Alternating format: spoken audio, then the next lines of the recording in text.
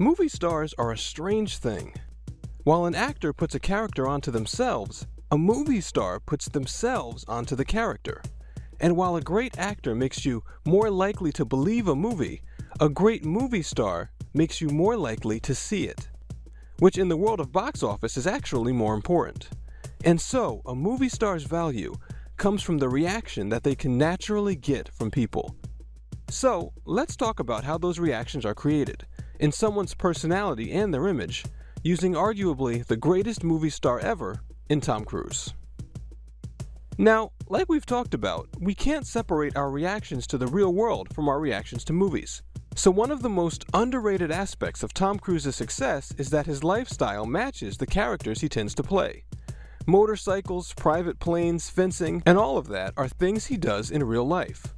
This not only makes him more believable, it gives him an air of adrenaline and heroism that we ourselves feel while we're watching him, from those real-world sources and his other movies, even if he's doing nothing in the movie we're actually watching.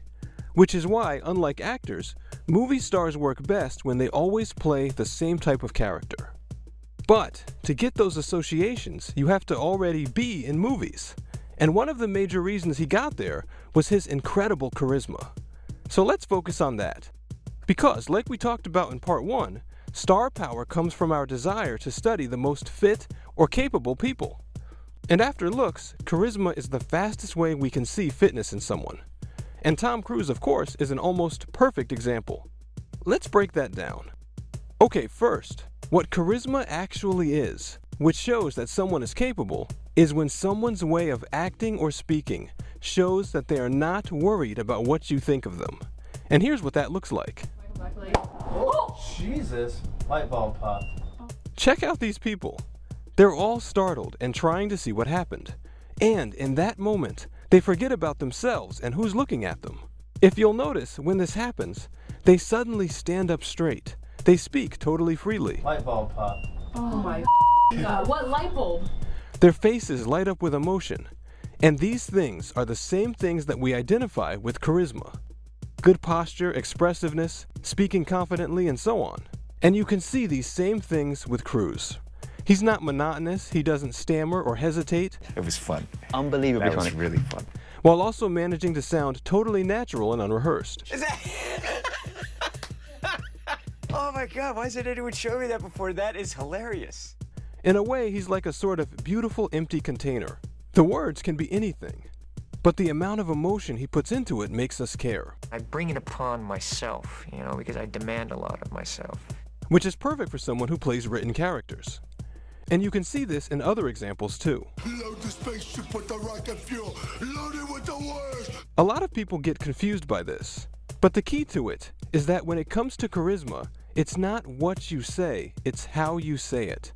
Your words don't have to matter to the person listening, if you show that they matter to you.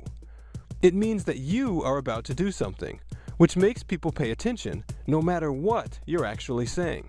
And likewise, showing those real emotions makes people see you as valuable, because you can't do that unless you won't get judged poorly, especially not over the long term.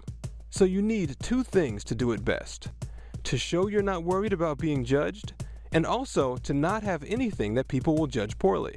Like, for example, having long, healthy, flowing hair, but having it be a little bit messy and falling in your face. That combination of having high value without caring is what we call cool. But there's even more to it, and this is where Tom Cruise was really special as a movie star, because he had those traits while also having geniality, meaning that he looked good without making other people look bad.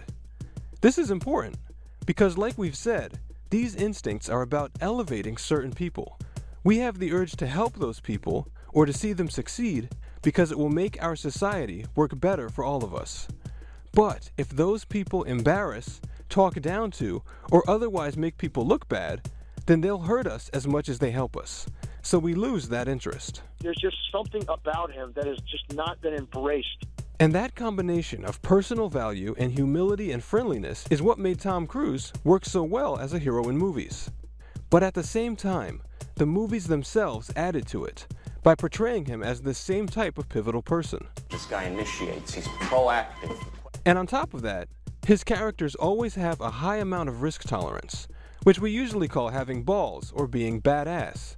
This shows that he's willing to take chances if they're necessary to protect people or get the best results, making him an ideal member of a society. Now, of course, Tom Cruise has a team of writers and is rich and famous, but you don't have to have those to be charismatic. Our reaction to charisma developed because we don't know everything about each other. It's bad to offend a high-status person, regardless of whether you know them or not. So we developed this ability as a way to get hints about people we don't know, based on their personality.